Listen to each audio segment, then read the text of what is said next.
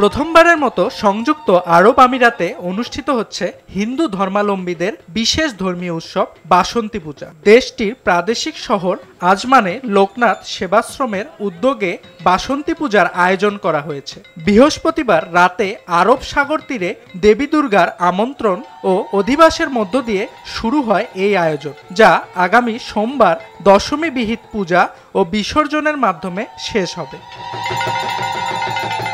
প্রথমবারের মতো উৎসবটি আয়োজন করায় দারুণ উচ্ছ্বসিত সংযুক্ত আরব আমিরাতে থাকা প্রবাসী হিন্দু সম্প্রদায়ের মানুষ। তাদের প্রত্যাশা সবার আয়োজনে উৎসবটি প্রাণবন্ত হয়ে উঠবে। বিদেশের বাড়িতেও এই রকম ভাবে পুজো হচ্ছে, সেটা অনেকটা বড় ব্যাপার আমাদের জন্য। প্রথমবারের মতো বাসন্তী পুজো উদযাপিত হচ্ছে, তাতে আমরা অনেক খুশি।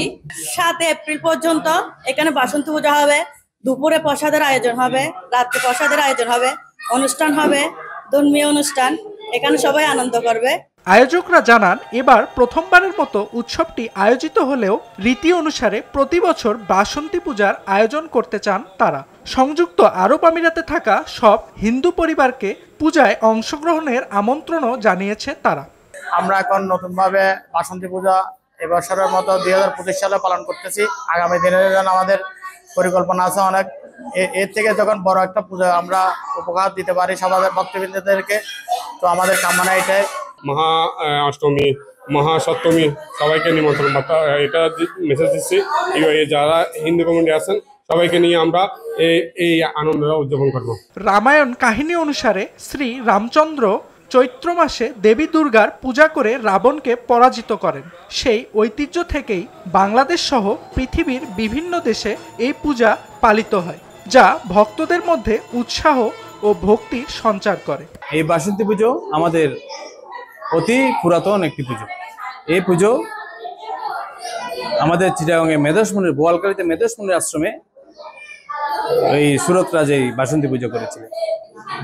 যেটা শারদীয় দুর্গাপূজা আমরা পালন করি, এটা শ্রী রামচন্দ্র ভগবান রামচন্দ্র এটা কি অকাল বোধন করেছিলেন।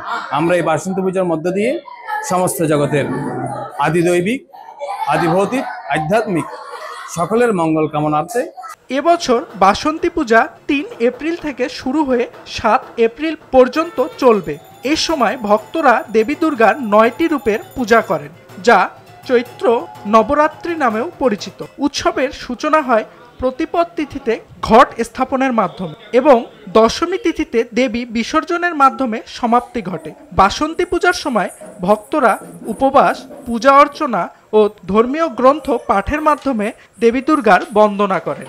এ উপলক্ষে বিভিন্ন সাংস্কৃতিক অনুষ্ঠানেরও আয়োজন করা হয়, যা প্রবাসী বাঙালিদের মাঝে আনন্দের উপলক্ষ বয়ে আনে।